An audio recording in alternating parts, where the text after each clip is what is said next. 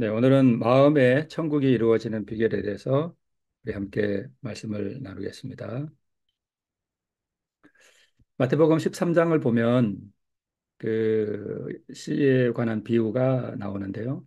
거기에 보면은 그 천국에 관한 비유가 6개가 나옵니다. 아, 거기에 보면은 첫 번째 곡식과 가라지의 비유가 나오고요.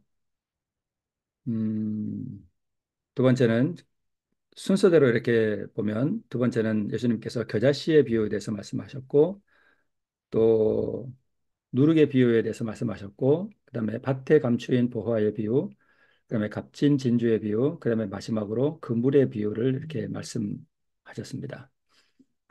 이 6가지의 천국에 관한 이 비유는 우리 마음에서 이루어지는 그 은혜의 천국이 어떻게 우리 안에 이루어지는지에 대해서 우리에게 설명하고 있는 그러한 비유입니다.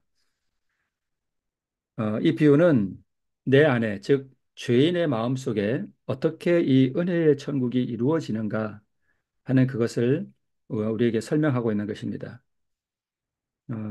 구원이라고 하는 것은 사실 어떻게 보면 두 단계로 이루어지죠. 이 땅에서 우리가 우리 마음속에서 이루어지는 은혜의 천국을 경험하고 이 은혜의 천국을 마음에 소유한 사람들이 그 영광의 왕국 하늘에 들어가게 되는 것이죠. 그래서 오늘 여기에 나오는 이 비유는 하늘 왕국에 들어가는 그 은혜의 영광의 천국을 말하는 것이 아니라 오늘 우리의 마음 속에서 이루어지는 이 땅에서 이루어지는 마음의 천국에 대해서 설명하고 있는 것입니다. 이것이 우리에게서 어떻게 이루어지는가 하는 것을 우리에게 설명하는 것입니다.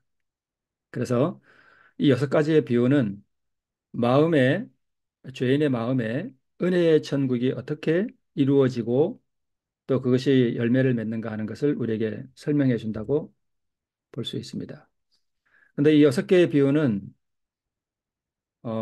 2개씩 서로 짝을 이루고 있습니다. 값진 진주의 비유와 밭에 감추인 이 보화의 비유가 서로 같은 것을 설명하고 있죠. 그 다음에 누룩의 비유와 겨자씨의 비유가 서로 같은 것을 설명하고 있고요. 마지막으로 곡식과 가라지의 비유와 그물의 비유가 같은 것을 설명하고 있는데 값진 진주의 비유는 또 밭에 감추인 보화의 비유는 우리에게 무엇을 설명하는 것인가 하면 거듭남과 칭의를 설명하는 것입니다. 즉 어떻게 우리가 거듭남을 얻고 또 이 칭의를 우리가 소유할 수 있는가 하는 것을 우리가 설명하는 것이 이 2개의 비유고요. 그다음에 누룩의 비유와 겨자씨의 비유는 우리에게 그 은혜의 천국이 어떻게 자라나는가 하는 것을 우리에게 설명하고 있습니다. 즉 그래서 이 2개의 비유는 우리에게 성화가 무엇이냐 하는 것을 설명하는 것이고요. 그다음에 세 번째 곡식과 가라지의 비유와 그물의 비유가 사실 같은 것을 설명하는 것인데 이것은 심판과 분리 그리고 어, 이 은혜의 천국이 자기 안에서 이루어진 사람들은 그 영화의 경험에 들어가고 이것이 마음속에서 이루어지지 않은 사람들은 그 분리를 당하는 버려둠을 당하고 불태움을 당하는 그런 것을 우리에게 설명해 주고 있습니다. 그래서 이것은 마음에서 이루어지는 죄인의 마음에서 이루어지는 은혜의 천국의 3가지 단계에 대해서 설명하고 있는 것입니다. 그래서 값진 보화의 비유와 값진 진주의 비유는 우리에게 심음과 탄생에 대해서 설명하고 있는 것입니다. 두 번째, 누룩의 비유와 겨자씨의 비유는 우리에게 자라남을 설명하는 것이고, 세 번째, 곡식과 가라지 그리고 그물의 비유는 우리에게 결실과 추수의 경험을 우리에게 설명하는 것입니다. 그래서 심음과 탄생은 칭의를 설명하는 것이고, 자라남은 성화, 그 다음에 결실과 추수는 우리에게 하나님의 심판을 우리에게 설명하는 것입니다. 심판은 죄인들만 받는 것이 심판이 아니고요. 의인들도 심판을 받습니다. 우리가 법정에서도 보면 만약에 어떤 사람이 억울하게 사형을 선고받았다 그러면 이 사람이 그 억울함을 풀 수 있는 방법은 항소를 해서 다시 심판을 받는 것입니다. 그래서 성경을 우리가 연구해 보면 의인들이 먼저 이 심판을 받고 악인들은 나중에 심판받는 것으로 되어 있습니다. 그래서 이 심판 자체는 어, 정확하게 성서적으로 표현하면 죄를 없애는 것이 심판입니다. 그래서 의인들은 이 죄를 먼저 하나님께 드리고 이 죄를 없이 함을 받는 그 심판을 받습니다. 참 복된 것이죠. 그래서 심판은 아주 좋은 것입니다. 그런데 빨리 이 죄를 하나님께 드려서 이 심판을 받아서 죄를 없이 함을 받지 않고 이 죄를 계속 가지고 있으면 나중에 하나님께서 이 죄를 없애야 되는데 죄를 붙들고 있기 때문에 결국은 이 죄인이 죄와 함께 멸망을 받게 되는 것입니다. 그것이 불의 심판입니다. 그래서 의인과 악인 모두가 이 심판을 받아야 된다고 하는 사실을 우리가 기억하고 이 죄를 빨리 하나님께 드려서 죄 없이 함을 받는 그 심판을 받아야 되는 것이 바로 복음입니다. 그래서 먼저 이 심음과 탄생에 대해서 우리가 잠깐 살펴보면 감추인 보화의 비유와 진주의 비유가 같은 비유를 우리에게 설명하고 있는 것인데 여기서 말하는 이 밭에 감추인 보화를 발견한 농부와 진주를 발견한 이 상인은 동일하게 죄인을 표상합니다. 당연히 그렇겠죠. 이것이 우리에게 어떻게 천국이 이루어지는 것을 설명하는 것이기 때문에 당연히 죄인에게 비유되어야 합니다. 그러면 밭에 감추인 이 보화와 정말 너무나 값진 이 진주는 무엇을 표상하는 것인가 하면 예수님 자신을 표현하기도 하고 표상하는 것이고 또 그분이 이루신 그분의 의의를 표상하는 것입니다. 그러면 의의는 무엇인가 하면 의의는 사랑입니다. 그리고 이것이 생명이고 그것이 신의 성품이고 그래서 이 의의를 받은 사람을 의인이라고 말하는 것입니다. 어, 사실은 우리가 구원을 받으려면 교인이 되어서는 안 되고 의인이 되어야 합니다. 교인은 교회를 다니는 사람을 교인이라 그럽니다. 근데 이 교회 안에는 의인과 악인이 함께 공존하고 있습니다. 의인이 무슨 뜻이냐 하면 의의를 가졌다는 뜻입니다. 그게 의인입니다. 즉, 이 의인은 어, 예수님께서 이루신 그 사랑과 그 생명, 그 성품을 가졌기 때문에 이 사람에게서는 사랑이 흘러나가고 또 예수님의 그 신의 성품이 이 사람을 통해서 흘러나가게 되어 있습니다.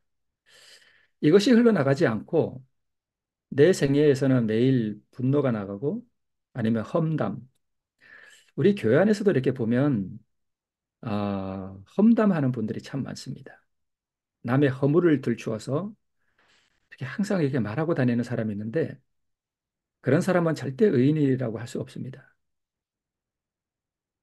의인은 예수님의 성품이기 때문에 그렇습니다. 자, 이 감추인 보화의 비유와 진주의 비유는 키워드가 세 개가 있는데 발견했다는 것이고요. 두 번째는 모든 소유를 다 팔았다는 것이고 세 번째는 그것을 샀다는 것입니다. 즉 매수했다는 것입니다. 우리가 흔히 알기로 이 의, 그다음에 구원, 생명, 예수님의 성품 이런 것들은 우리가 스스로 만들 수 없기 때문에 우리가 선물로 받는 것이라고 알고 있습니다. 그런데 이 천국의 비유에서는 이 예수님의 의를 우리가 무언가를 주고 사는 걸로 되어 있습니다. 그래서 성경은 좀 이렇게 그 어떤 양면성, 두 가지의 어떤 그런 사상을 이렇게 조화롭게 우리가 생각해 보는 그런 것이 좀 우리에게 필요합니다. 구원과 의, 생명 이런 것들은 예수님으로부터 우리가 선물로 받는 것임과 동시에 우리가 그것을 우리의 것으로 받기 위해서는 우리 쪽에서도 인간 쪽에서도 뭔가 내놓는 것이 있어야 된다는 것을 우리에게 설명하는 것입니다. 먼저 의인은 율법의 요구, 즉 완전한 사랑입니다. 근데 죄인은 이것을 이룰 수 없죠. 그래서 이 율법이 우리에게 정죄를 선언하는 것입니다. 죽음을 선고하는 것이죠. 그러므로 예수님께서 이 땅에 오셔서 우리가 이룰 수 없는 그 완전한 의를 우리에게 이루셨고 그것을 우리에게 선물로 주십니다. 그래서 선물입니다. 이 의는 원하는 모든 자가 다 받을 수 있습니다. 원하는 사람 선물로 주십니다. 그런데 조건이 하나 있습니다. 자신이 가진 모든 것을 대가로 지불하는 사람에게만 이 선물이 주어집니다. 어, 그런데 우리 많은 소위 그 교인들 중에 예수님께 이것을 대가로 지불하기를 원치 않는 사람들이 많이 있습니다. 그러면 우리가 가진 모든 것을 우리가 예수님께 그 의를 선물로 받는 대가로 지불해야 하는데 우리가 가진 이 모든 것이 그러면 무엇인가? 이 자신이 가진 모든 것이 바로 이 밭에 감추인 보화를 발견한 농부와 값진 진주를 발견한 상인이 바로 자신의 모든 소유를 다 팔았습니다. 그래서 우리도 이 예수님의 의와 이 구원을 얻기 위해서는 우리가 가진 모든 것을 예수님께 대가로 지불해야 한다는 것을 우리에게 가르쳐 주는 것입니다. 그러면 우리가 가진 게 뭐냐 하는 것을 우리가 보면 한 영감의 글에 이런 글이 있습니다. 그리스도의 의는 죄인이 받아들일 때에 거저 주시는 은사로서 상징되었다라고 기록하고 있습니다. 우리가 상식적으로 생각해도 예수님의 의를 우리가 받기 위해서 어, 우리는 이 예수님의 의라고 하는 것은 율법의 의인데 타락한 죄인은 이 율법을 지킬 수 없다는 사실을 우리가 잘 알고 있습니다. 그래서 예수님께서 이것을 우리에게 선물로 주셔야만 됩니다. 그렇게 상징되었습니다. 그래서 인간은 순결하시고 거룩하신 하나님께 몹시 불쾌감을 주는 더럽고 타락한 것과 죄로 오염된 것 외에는 아무것도 가진 것이 없다라고 기록하고 있습니다. 나의 모습이나 또는 우리의 모습을 또 내면을 이렇게 깊이 살펴보면 사실 우리가 가진 것은 죄밖에 없습니다. 우리가 하나님 앞에 나가서 겸손하게 엎드려서 기도할 때에 사실 우리가 느끼는 것이 뭐냐 하면 우리 안에 선한 것이 하나도 없다는 것과 우리의 지난 생애가 참으로 죄로 오염되어 있었다는 것 외에 발견하는 것이 아무도 없습니다. 그래서 우리가 원수 맺은 것 또는 분노라든가 또는 탐욕의 정신이라든가 또는 이기적인 삶, 우리가 남을 비난하고 험담하는 것들, 질투하는 것들, 정욕에 사로잡히는 것들, 이런 것들, 사실 이런 것들이 다 우리의 소유입니다.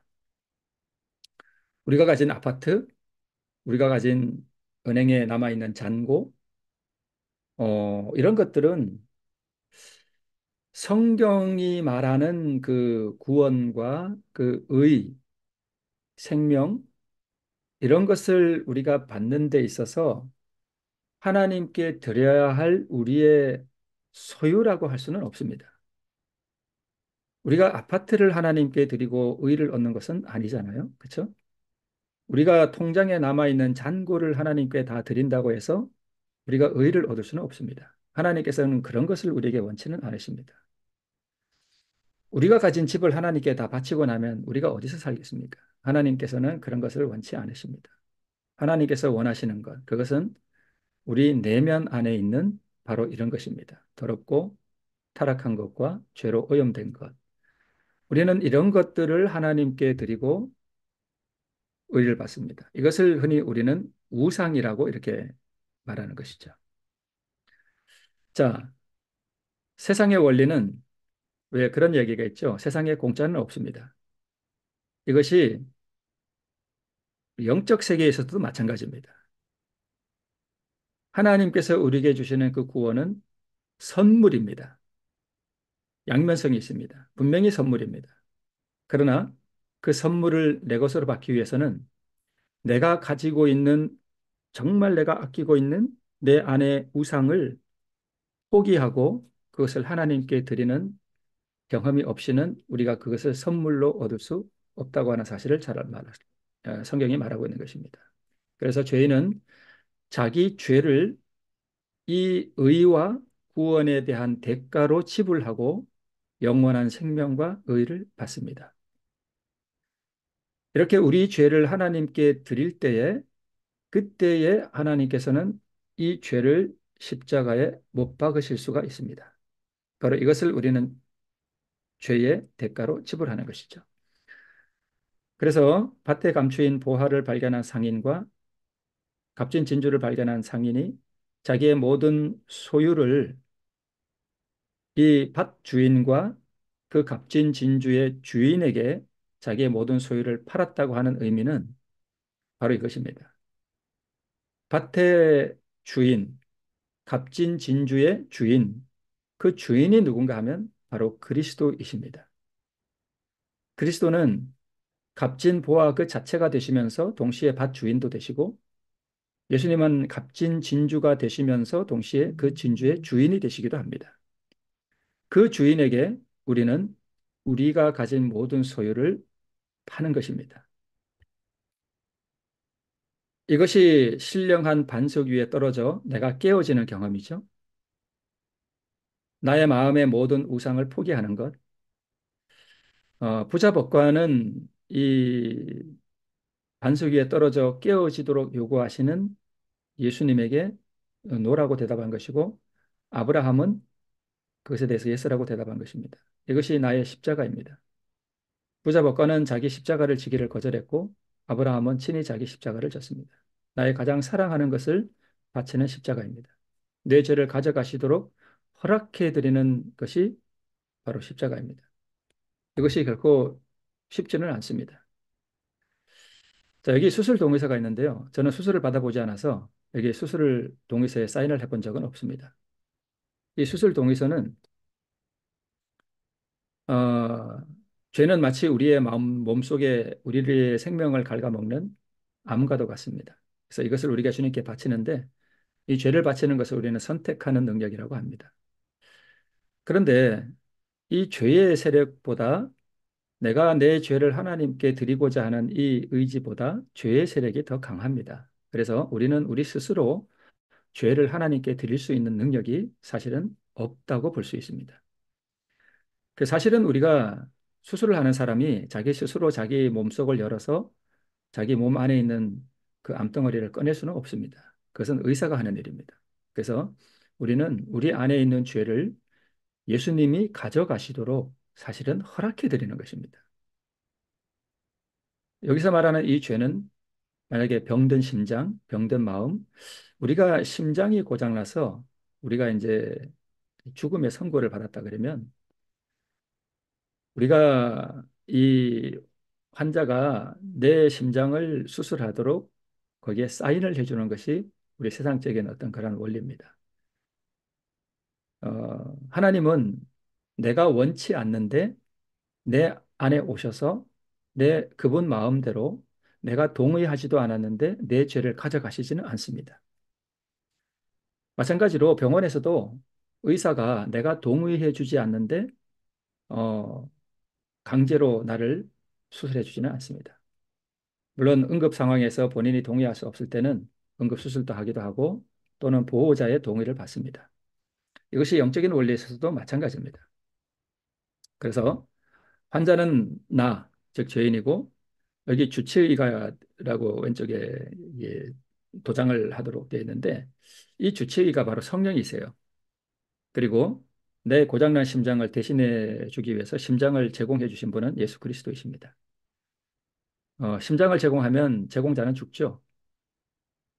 그리고 이 심장을 내 것으로 받기 위해서 나의 병든 상태를 깨닫게 하시고 수술이 필요하다는 것을 알게 해주시고 또 심장을 제공한 분이 있다는 사실을 우리로 하여금 깨닫게 해주시고 그 심장을 제공해 주신 그분에 대한 감사한 마음으로 그것을 받기를 원하면 성령께서 이 수술을 해 주십니다. 그래서 보화와 진주의 가치를 깨달았기 때문에 이 두 사람은 즐겨 자기의 모든 소유를 다 그 주인에게 바칠 수 있었고 그런데 대부분의 그리스도인은 자기 우상이 더 가치가 있습니다. 그거 잘 안 놓으려고 합니다. 어, 특별히 그 가슴에 깊이 원수진 사람들의 경험을 이렇게 들어보면 그 원수를 용서해 주는 것이 그렇게 고통스럽고 어렵습니다. 그거 가지고 있으면 그것이 자기를 죽임에도 불구하고 그것을 쉽게 놓지 못합니다. 내가 죽으면 죽었지 그 인간은 용서할 수 없어 라고 말하는 사람을 우리는 흔히 볼 수 있습니다. 그게 우상입니다. 그게 우리가 가지고 있는 소유의 전부입니다. 그래서 우리 이 6가지의 비유 가운데 값진 진주를 발견한 상인과 값진 보화를 발견한 이 농부는 즐겨 자기의 모든 소유를 파는 것으로 그렇게 우리가 이해해 볼 수 있는데 실제로 우리의 경험 가운데서 보면 우리가 자기 소유를 그 주인에게 다 파는 이 경험은 상당히 고통스러운 경험임을 우리가 경험적으로 알 수 있습니다. 이것이 즐겨 팔 수 있게 되려면 이 보화와 진주가 얼마나 값진 것인지 그 가치를 깨달았을 때 우리는 즐겨 이것을 바칠 수가 있는 것입니다. 그래서 어떤 영감의 글에 이런 글이 있습니다. 영생은 곧 유일하신 참 하나님과 그의 보내신 자 예수 그리스도를 아는 것이라고 말씀하셨습니다. 이 지식은 무한하신 자와 교통할 수 있게 하고 풍성한 보화를 우리에게 보여줍니다. 이 지식은 하나님의 말씀을 상고함으로 얻을 수 있는데 이 보화를 얻기 위해 모든 것을 드리는 자는 누구나 얻을 수 있는 것이다라고 말씀하고 있습니다. 여기에 구원은 선물임과 동시에 나도 무언가를 그분께 대가로 지불해야 하는 것임을 알 수 있습니다. 이것이 체험하는 지식이죠. 독일에 참 영성 있는 신학자였던 디트리 본 회퍼라고 하는 목사님이 계신데 이 목사님이 어, 독일 교회에 그 당시 2차 세계대전 때 만연해 있던 그 값싼 은혜, 그냥 내 편에서의 어떤 대가를 지불하지 않고 하나님의 은혜가 마치 장터에서 거래되는 싸구려 물품처럼 거래되고 있는 모습을 보고 한탄했었죠.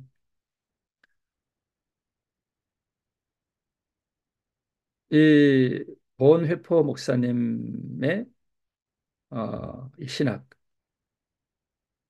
이분이 그 제자도의 대가라는 책을 쓰셨는데 그 중에 이런 말씀이 있습니다. 이런 글이 있습니다. 그리스도께서 한 사람을 부르시며 내게로 와 죽으라고 명하신다. 라고 하는 글이 있습니다. 이게 자기 소유를 다 파는 것입니다. 그래서 자기 소유를 다 파는 것은 사실 경험적으로 보면 결코 쉬운 것이 아닙니다.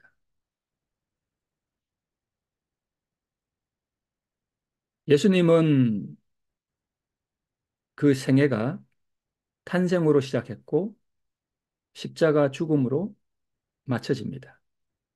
그런데 그리스도인의 생애는 그와 반대로 이루어집니다. 그리스도인 생애의 시작은 십자가에서 시작됩니다. 십자가에서 내가 죽고 그리스도 안에 내가 감추어질 때에야 비로소 그리스도인 생애가 시작되고 거기서부터 진정한 투쟁이 시작됩니다. 그런데 이 많은 사람들이 이것을 잘 안 하려고 그러죠. 십자가 없이 출발하는 그리스도인 생애의 부조리가 우리 교회 안에서 우리는 많이 목격하게 됩니다. 그러니까 우리가 한 알의 미랄은 예수님을 표상하는데 이 한 알의 미랄의 생애는 자기 무덤에서 시작되고 자기 무덤에서 완성됩니다. 즉, 한 알의 미랄이 땅에 떨어져 죽는 그곳, 그 죽음의 장소에서 생명이 피어나게 되는 것입니다. 그래서 예수님은 그 십자가에서 자기 생명을 내어 놓으셨고 그 의를 내어 놓으셨고 우리가 그 십자가에서 우리의 경험을 예수님과 동일하게 할 때에 그곳에서 우리의 생명도 그분의 생명을 받음으로 말미암아 시작된다는 것입니다. 생명은 성서적인 생명은 무덤에서 시작됩니다. 다메섹의 경험이 없는 바울의 생애를 우리가 상상할 수 없습니다. 다메섹에서 바울이 예수님 앞에 거꾸러짐을 당합니다.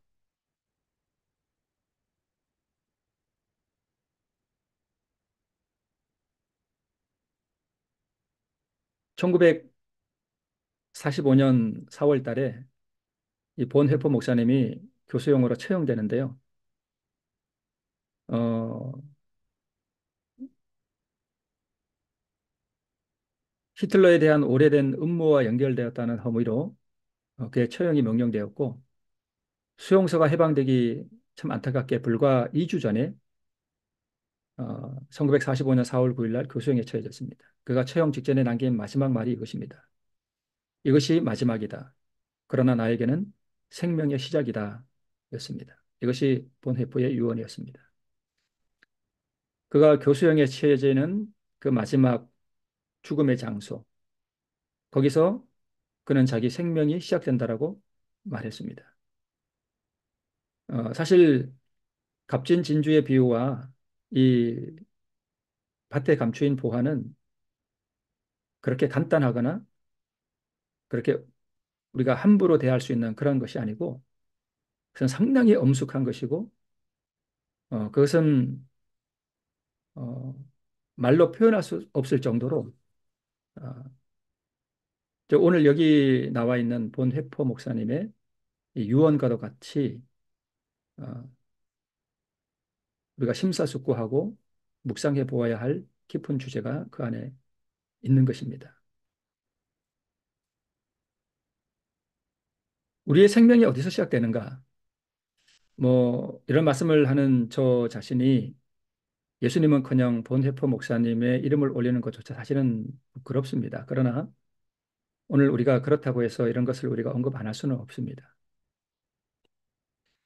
어, 자, 두 번째, 자라남의 경험인데요. 이 겨자씨의 비유와 누룩의 비유가 같은 것을 설명하고 있습니다. 이 겨자씨와 누룩 자체가 무엇을 의미하는가 하면 예수님의 의를 상징하는 것입니다. 어, 이 겨자씨 안에 있는 그 생명, 누룩 안에 있는 그 생명력, 이것이 의를 상징하는 것입니다.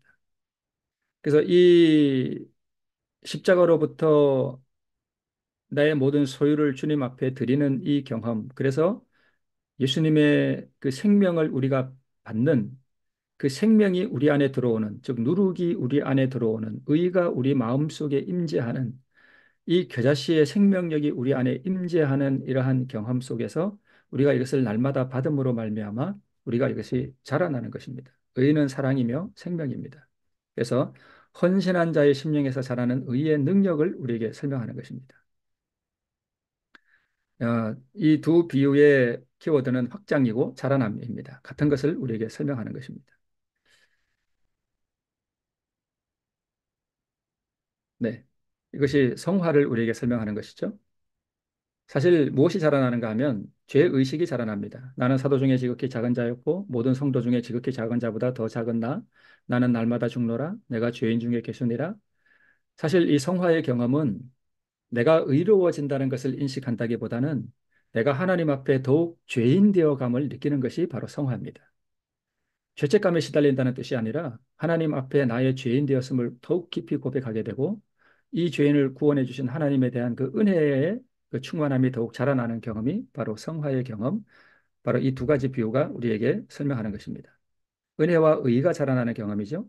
하나님과 사람에 대한 사랑이 더욱 자라나는 경험이고 긍휼의 마음이 자라나는 것이고 타인을 향한 애통하는 마음이 더욱 자라나는 경험입니다.